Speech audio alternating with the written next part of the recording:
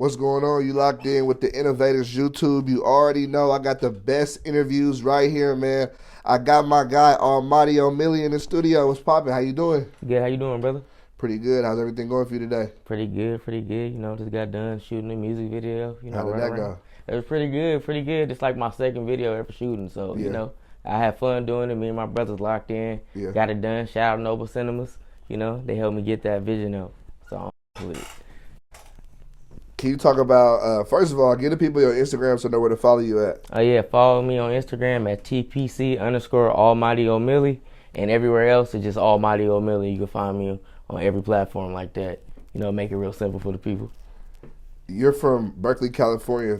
Tell the people what was it like growing up in Berkeley? Well, I'm from Berkeley, South Side. It was cool growing up. To me, it was like, I don't know, it didn't seem like bad or nothing, but it was pretty cool. Like I ain't gonna lie, I had fun, but it seemed like it's like any other like city, like Yeah. in the Bay Area. It's got your typical bullshit. Yeah. Yeah, you can stay away from it if you choose to. You just gotta know how to maneuver through it. So I feel you. Shit, we both went to Berkeley High. Man. I love the city of Berkeley. Man, love it to death, bro. But you know how it Yeah, I know goes. it can still get greasy though, for sure. Yeah, so it was cool though. How long have you been making music, and how did you even get into making music? Well, the first time I ever made a song was my junior year. I had got sent over to B-Tech. So I was over there, and they had like a studio in there for the after school program, and I used to be a hooper. So I know you can hoop. I know that. I remember that from back in the day for sure. Thank you, bro. Thank you, bro. I appreciate it. But I got hurt. I broke my foot, so I just started hanging around with the homies. All of them was making music at the time, my closest friends. So I started being in the studio with them every day. Just sitting around. Then you start slowly learning how to rap. And one of my closest friends, he been rapping since we was in 7th grade. And he always been like, I want to rap. And I was like, shit, I damn near want to own a label. I don't know how to rap, but I'm going to do something music related. So, and then this, I guess, God work in mysterious ways. They got me into the studio one day, and it was like, they had a beat on. I was nodding my head, like just mumbling. And they was like, nah, bro, rap something. I hear you over there. Rap something. Nah, write something. So I wrote something, and it was not that bad to them, to me, ass, worst shit ever. But they was like, how it be. They was like, nah, you got potential, bro. You just gotta just keep working at it. And then, after that day, like on my birthday, I asked my pops, like, he like, what you want? I said, hey, can you give me an interface? Cause I was on YouTube. I was a big like YouTube head in high school. So I was just looking up how to audio engineer, cause I was trying to find some way to kind of be helpful with my homies that did studio. And then he was like, all right, we went to Best Buy, found a little M audio one that came with the little fake Pro Tools for like $100. And then from there, I went home, got the freestyle, the Rack City by Tiger. Yeah. Made a whole 2-minute freestyle. Right up to school the next day, showing the homies on the little iPad through the headphones. Yeah. And they was like, oh shit, they was like, I ain't gonna lie, this shit hard. I guess cause they wasn't expecting that of me, cause I was like really quiet. Yeah. I just hooped. I just hooped quiet, and I sold shoes, but I was just kind of stayed out the way for the most part. So when they heard that, everybody, I guess, got turned up. They was like, okay, he got something to say. When you were growing up, why do you feel like you were quiet? I don't know. I got like older parents. So my pop's older, my mom a little older, and I got raised in the house with my great grandparents actually. So it's a respect thing. You don't really be talking. You don't talk back nothing. I just wasn't that. Already know. Yeah. So it was more so kind of like, don't talk unless you get talked to sometimes. So it's like, okay, but they was loving the stuff. It just though I'm if y'all not talking, if I don't have to be in it, I'm just gonna kick back. Nah, I completely understand. It was hella funny. Just today, I went to my best friend's house, and I hadn't seen his parents in a while. But I feel like I smell like hella weed, and I was like, honestly, bro, I don't want to come in right now. And I was like, damn, maybe they feel some type of way because I ain't seen them and I don't want to come in. Right. But I'm like, I'm on some respectful shit. I don't want to be disrespectful. You feel me? But he was like, bro, fuck it, just come inside. And I was like, I guess, but when you grow with people, they know you as a kid, you ain't trying to show that side of you too. I wasn't ready for them to see that, but I guess they know today. Yeah, like I guess at some point they got to find out, right? But I said, shit, y'all ass come in here high every day, so I guess it is what it is. Right, look at they know they got it on with you, so it's like, hey, bro. But yeah, that's how it was in my house too. So it's like, I had a strong relationship with my grandparents, so Yeah. already know how that is. Yeah, you don't want to like get on their nerves or disappoint them or nothing. No, for sure. You already know. Yeah. You have a new project that just dropped. Just a kid from Berkeley too. Yes, Talk sir. about the mindset for that project. The mindset for that project, I just wanted to vibe out, cause I felt like my first project I ever did, it was low key all over the place, cause I like so much different type of music, and I tried to be too much of a chameleon with it. It didn't really resonate with everybody how I wanted it to. So this time I tried to have a lot more fun, kind of pop it a little bit, but be a little bit positive. Try to just have fun with it, make it feel good. And I wanted something to kind of make you want to bop, maybe sneeze too, maybe dance, maybe get your walk on too. Yeah. So, and I kind of want to integrate, like I got a lot of LA and Bay Area tone music, like my music categories I listen to. Yeah. So I kind of want to try to find a good way to intertwine both of them. And I felt like on this project, I kind of did the best way possible with keeping my same sound without like trying to formulate how I sound to everybody else or what everybody else doing right now. Yeah. Because like for me, I feel like I'm a little bit older, so I feel like I got left out a little bit with the music shit when everybody got their shit rocking, and I see a lot of people try to jump on the sound or a wave. That's kind of hot, yeah. Yeah, so and I just try to keep mine kind of original to me, because I do a mixture of singing and rap, so it's like a weird place sometimes. So I know it's not meant for everywhere, and so I have to learn how to basically get a range or a different range in my voice and my lyrics for the beat, for what type of beat it is. Yeah. What's your studio process like? It depends. I got 3 different stage processes with my studio, with the way I record. I may write the night before, or night before I go to the studio, I just sit there, find hella beats on YouTube, wherever. Tell people on Twitter, send me beats. Just try to find a whole bunch of beats, and I find like my favorite 10, and then I may go to the studio that day, get a 4-hour session, and just write whatever. I try like to make it a whole like vibe. I feel the beat, I write it while I'm there. Like I punch in, but I write everything down, and then I do it so it can come out clear, so I can make I want the quality over quantity, so I try to make sure the quality is there. So I try to do that. Or then my other process is I may have like I may hear like an old sample or something, and I'm like, okay, I want something kind of like this, but mix it in with the new sound kind of a little bit. Then me and the homie Vidal Garcia, he produces like 95% of all my songs, and he knows what I like. So me and him sit down, and he'll find something, and then I get a melody going. I like to hum a lot of melodies, and then I start writing the work, try to fit the words in. And that's the main one I do for the most part as of now, because I'm trying to get more into this like harmonization and get better with the autotune, because everybody know I love using autotune, and I'm trying to learn how to actually sing too. So I'm trying to like learn melodies, keys. Are you like taking singing lessons, or what you doing? That's my next step, because my brother, he a singer, so he been singing since we was young. So I always call him up, because he know how to sing like for real. So I be calling up like, hey, how do I get my voice to sound like this? Hey, how do you carry that, bro? Yeah. Like you got when he come to town, I always ask him, hey, show me how to do certain exercises to get my voice stronger. Yeah. And then too, it's kind of hard because I do smoke. So and then he which like, fucks up, which they say fucks it up for sure. yeah. So it's like I have to, and he be telling me, he's like, you gotta take better care of your voice too, so you can get that better range on your voice. So and then my last process, I sit with the homies. Me and the homies, we like to get a vibe going. Like me and the homie Quarterback Fact on there. Yeah. That's my brother. Me and him. If you see on all my projects, you always gonna see at least one song from him. And so we and him always go to the studio, sit down, and we always get a vibe going. And like the first time we went to the homie Vidal, we had like an 8-hour session. We got about like 12 songs done. Oh shit, I was working. Yeah, and it just felt right. Like that was a God, bro. So it wasn't like planned.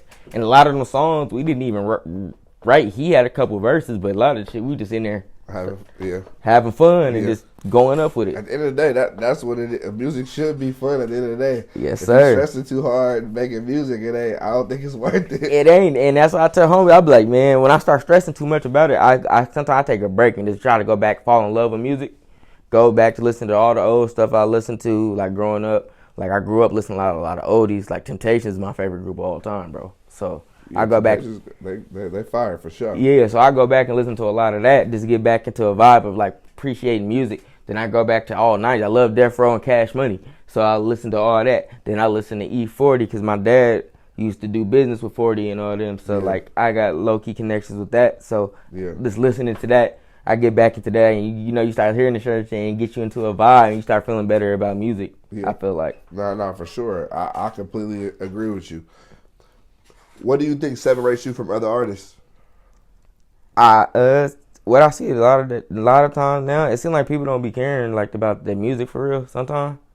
And, like, I really be caring about, like, certain things with music, and like I know, like, that's why, like, I try to keep my message as positive as I can. You may catch certain glimpses because that's me trying to be truthful about cause I rap about my life and certain life experiences, so I try to keep it as positive and stuff as I can, but I try to be truthful. But I try to care about what I'm doing, all the content I'm putting out, everything I'm doing, like, because it's always somebody watching. Like, I got a little brother too.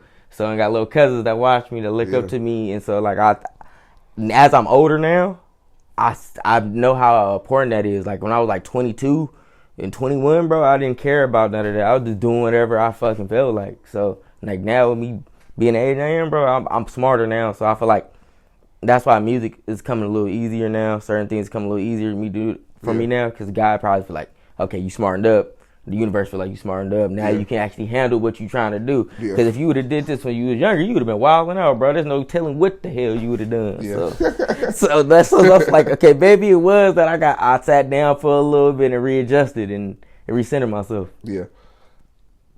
With this EP, like, can we expect a full length project coming soon, or like what's the mindset? You gonna drop a third installment of the project? Like, what's your mindset? I got a project coming out with my brother Quarterback Pack. Yeah. So we got a joint project coming out.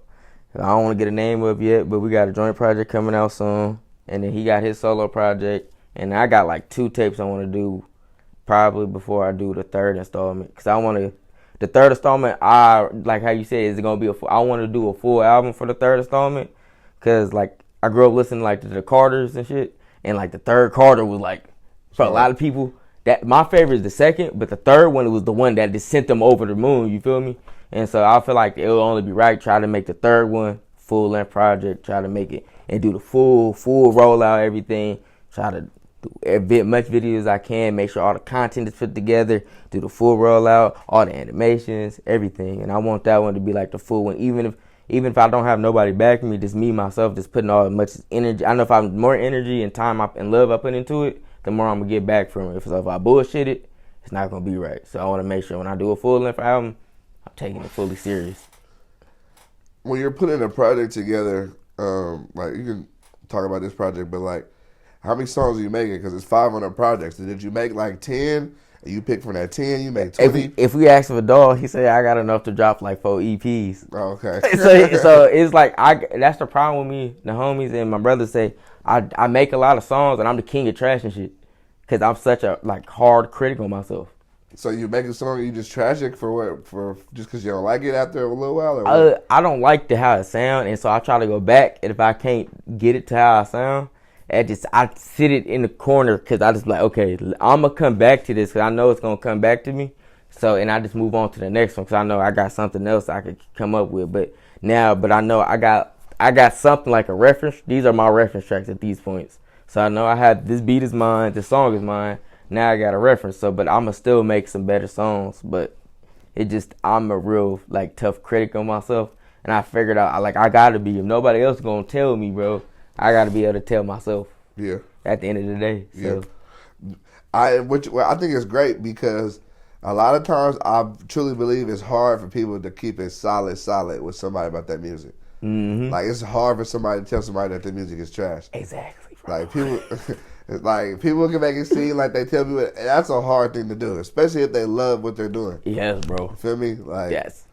You don't have nobody somebody gonna react to that. Yeah, like you don't know. You hear all type of stories of how people react to with their music being told how their music is. Yeah. So it's like you don't know how people gonna take it. It can just be constructive criticism. You're not even trying to be mean. You just like you want me to be honest, bro, and then they don't like your answer. So that's why I say before you even ask anybody else, you need to be fully honest with yourself. Hey, this is something you really want to show the world, bro. Like you really got to. That is true because once the way you come into the music game is like nobody's gonna forget that. Like, yeah, bro. I mean, people do want to see growth, but if it's just completely trash, people might not you might embarrass yourself. Yeah, bro. Like I ain't gonna lie. That's what like I ain't gonna lie. I hope nobody found my fine being a homie old SoundCloud. we thought we was Lil Wayneing up that shit. Yeah. We was every beat we could find, bro. Fuck it, we gonna do it SoundCloud. Hey man, everybody got to start somewhere. Man, I really liked your cover art though. Like, what went into that process? I look at like a lot of digital art that's on Instagram and just finding shit. So I just like went on Fiverr just trying to find people that make animated covers.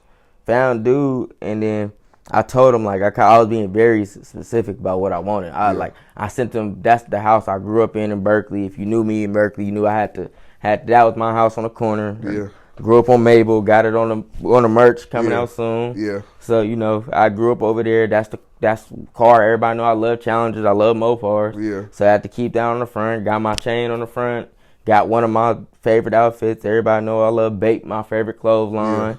So I just tried to make it just fully like resonate, make it all come together. Everything Berkeley related, everything related to me too. So it's like Almighty Omilly, just a kid from Berkeley too. So it's like kind of self-explanatory. I thought too, it makes it kind of a little bit more fun. So people look at it and they like looking at shit like that, and they like to be able to. No, that shit hard. I ain't gonna lie. Like, thank you, bro. I was like, it's a saucy cover for sure. Thank you, bro. I was like, he gotta like the Challengers and the Chargers and just fast cars, bro. That's my favorite shit. I blame my pops and my stepdad, bro. My stepdad had me fixing cars. My dad had me riding around in fast cars, bro. Yeah. So it's like it stuck with my cousins too. Yeah, I love fast cars too. So we definitely got that in common. Yes, sir, bro. How did you get into like being so into sneakers? Just real talk. Watching Michael Jordan, like one of the first earliest memories I got is my uncle showing me like Michael Jordan, and I was like, God damn, he cold. And seeing that like at a young age, just my uncle, they all older, so they showed me tapes when I got interested in basketball and started showing me live games, and I was like, he cold. And then like this color, I don't know, it just was always tell everybody, it's something about being a kid and watching somebody hoop and they say that's his own shoe. It does something to the kid brain, I think. And then to me, it's like, the commercial, it must be the shoes.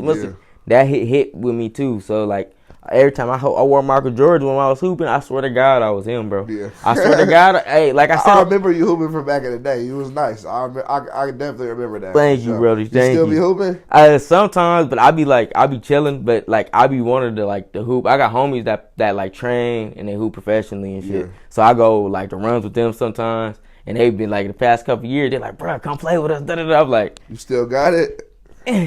I ain't gonna lie. I played in like this little church league thing like about a year ago during the pandemic. I ain't played in like 6 months. I went and dropped 17, 7, and 6. I was like, and I didn't play no more games. After they said, you're not gonna play no more. I said, no, that's it. I said, that's it. I'm undefeated, untied. I'm done, bro. Leave me alone. I feel you. I said, I'm tired now, bro. I said, I'm a rapper now. Nah. I understand that. I definitely remember you balling, though. What are some of the pros and cons that you face, being independent and up and coming?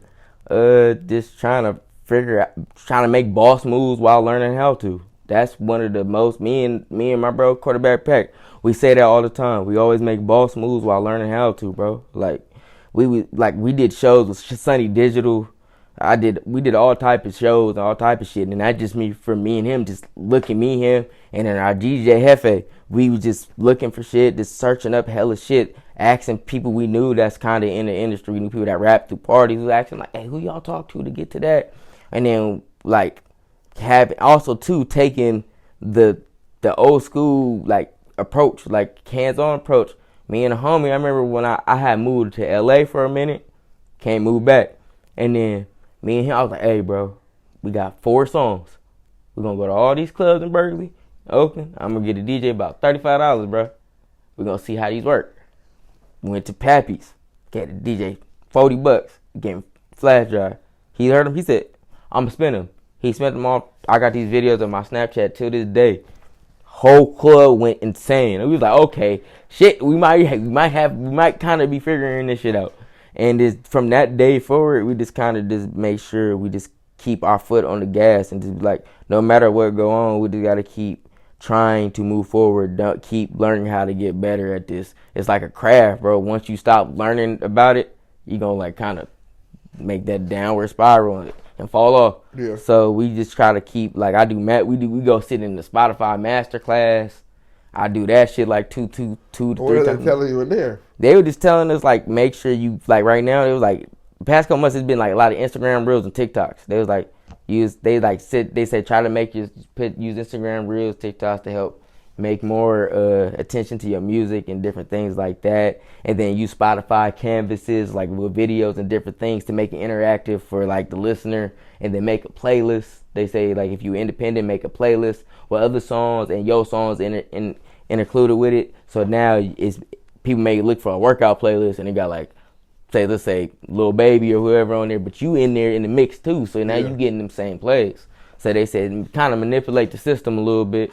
That's actually smart as hell. Yeah, I was like, I ain't gonna lie, that's smart as fuck. That's a good idea for sure. Yeah, so like use that, and too like on Spotify, if your song is uploaded and it's like about to come out in a week or two, you know you can pitch it to the playlist. So like go on Fiverr, I found out you can find somebody to make you a pitch for Spotify playlisting. Pay them like $40.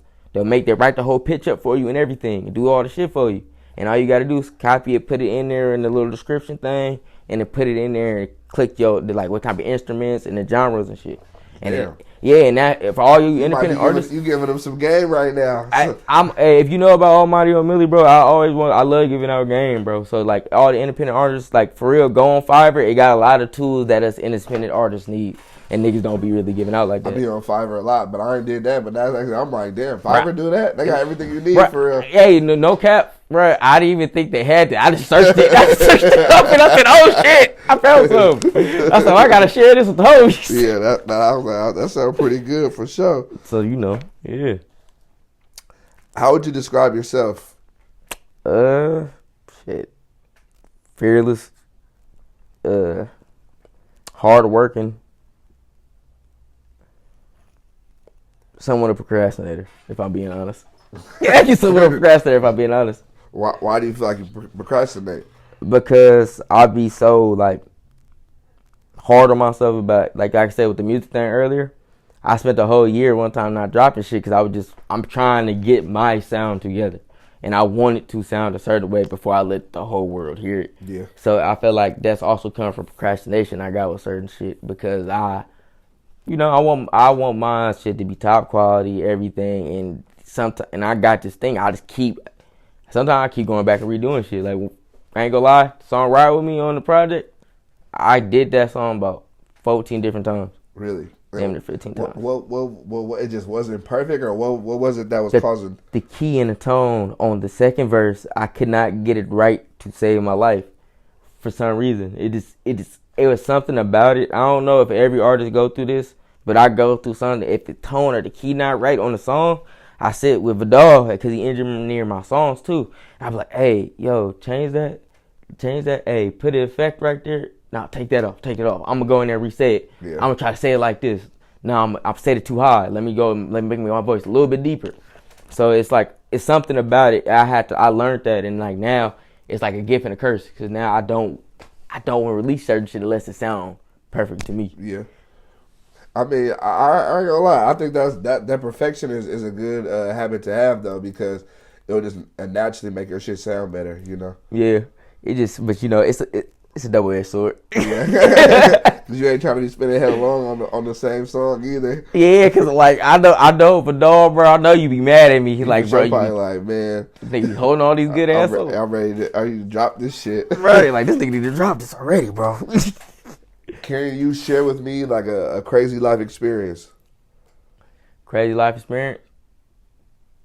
You want to tell me about the time when I still don't know how I got hit by a drunk driver in my Scat Pack? Yeah, let's hear about that. Leaving the show in Berkeley, so me and the homies, we was throwing events at Pappy's with the Syfy. Shout out to the Syfy. We was throwing events with them every Thursday.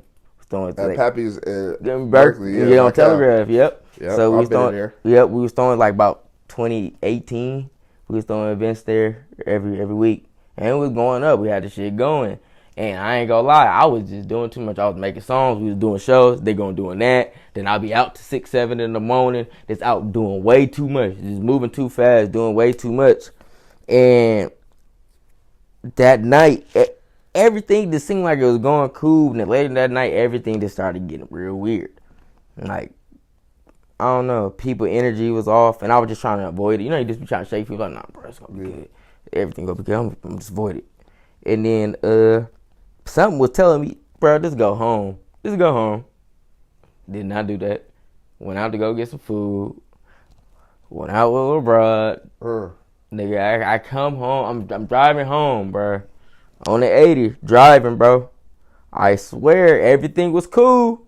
Then next thing you know, bam, car get back, front end, in the car, tow up. My shit tow up. Then it was like an 18-wheeler nigga, and then the 18-wheeler was drunk. The nigga was drunk, bro. They arrested the nigga, and he look. This not even the craziest part, bro. My car, like the way me and him impacted, my car is stuck under like the back part of the fucking 18-wheeler, bro. Oh my god. And so like I'm able to get out the car, right? So I like it kind of knocked me out. I get out the car, smell smoke. Nigga, this nigga drive off, bro, with my car stuck to it off the freeway, bro. So I have to walk off the freeway, bro, and all type of crazy shit. He drove off. Yes, bro. And the police found him like 4 blocks later drunk in his car. Please tell me you got cashed out for that, bro. Still dealing with this shit, bro. For real? Yeah, bro. Yeah, but the nigga was drunk. He was driving for a company. It was a privately owned company. Damn. Yeah, so the nigga. Yeah, it was like they got insurance though. Yeah, they got insurance though. So I still gotta deal with that shit. I still don't appreciate what you did to my Scat Pack bitch ass nigga. But I love that damn car. But you know, Scat go crazy. Yeah, sure. But you know, I felt like I felt like that was like God only way kind of sitting me down. Yeah. Because I was about to go into a spiral out of control. Because like I'm doing hella shit, and I'm making money from doing the little parties, doing the little shows, and I'm like maneuvering kind of in the Bay Area industry a little bit. Cause I'm going to little events. I'm getting my foot in the door a little bit. So, and I felt like I'm just all over the place. And then my mama kept telling me, you might want to slow down just a little bit. Yeah. And plus, I'm diabetic, so my mom also. For real? Yeah, I'm type 1 diabetic, so my mom also be like, you know, you need to just chill out a little bit, bro. I'm like, yeah, I know, but I'm trying to hustle. I'm trying to get this shit going. How is like being type 1? How has that affected you? It affects me a lot with music and just everyday life. Cause sometimes like you got days you wake up, you don't feel like the best. You be super tired. Your body be tired, so you gotta like flush your system out with hella water and a whole bunch of shit. You gotta do a whole bunch of shit. Try to make sure you feel your best. Cause like diabetes is weird, bro. It fuck with your whole entire system. So you just gotta make sure you on top of it, taking your blood sugar, taking your insulin, whatever the doctors say, do, and you know, just be on top of it. Don't be eating hella fast food and shit. I tell you that for sure. Yeah. So, but it just, you know, like it affects you too. Like I ain't gonna lie, one time I was sick before a show. Like me asked the homies, I drank hella Pedialyte, water, Gatorade, just trying to bring my body back so I can try to make the show. Cause I was like, did you still do the show? We still did the show. I was able to, the homie, and then like, shout out the homie. He helped me. His mom had diabetes too, so he kind of knew how to help you out. Yeah, so like thank God for that. But that it gets in the way of shit sometimes. But yeah, I interviewed somebody before that was also diabetic, and they were kind of telling me the same thing. I was like, damn, like, I can see how that you try to do that shit. You can see I can see how that can slow you down, but like also make you like more on top of it because you know you gotta do certain things to make sure you're right. Exactly, bro. And then sometimes you be hustling. The fucked up thing too, if you like in too much of a hustle. I get into this mode where I be hustling so much, trying to maneuver too much. Sometimes I ain't gonna lie, I'll forget to take like my insulin sometimes. I be up 14, 15, 16 hours just maneuver trying to make something happen. So I'll be alright. If someone never heard a song from you, which song would you tell them to listen to? Someone never heard a song from me. If no one ever heard a song from me, I ain't gonna lie. I got this one song about Just a Kid from Berkeley. One, because I just had so much fun recording it. It's called Big Dripper. Just because it was just so much fun that I had it, because I was at a time when I felt good about everything, and you could hear it in the song. And like when I played it for my family, for partners, they love the beat. They love like this is what I'm talking about. I'm just having fun on the whole song, and it's just cool. So I was like, if you just want to hear something positive, old, young, new, fuck with that. And then second, I'm gonna tell you, go listen to Real Life or Just a Kid from Berkeley too. That's the second one. For sure. The project is available everywhere right now, so y'all make sure to go tap in with that. Yes, sir. All streaming platforms, go tap in. Is there anything that you need to like get into your vibe in the studio? Not really. Like I ain't gonna lie, I do like to smoke. Yes, I smoke a little bit, but sometimes we don't. But what's crazy about us, we don't smoke in the studio. We don't smoke in the studio. Why not? Cause the homie don't let us do it. So okay. We respect the homie's space. Yeah. But I feel like too though, that's a benefit to us. Yeah. Because I feel like if we were to smoke in the studio, that would slow us down. Yeah. Like, sometimes we drink a little bit and the homie may have a beer or something. But for the most part, I be drinking water and juice up in that motherfucker. Yeah, trying to stay hydrated and replenish. Yeah, but really, we get into, I ain't gonna lie, we be in there, because the homie got 2 screens, and he be having sports on one screen. Oh, yeah. And then we be doing the music on the other, so we be having a whole vibe in the studio going. So me and the homie Vidal, and then the homie Pac, we all like kind of pretty much the same shit. So it's just an easy, like, go for us.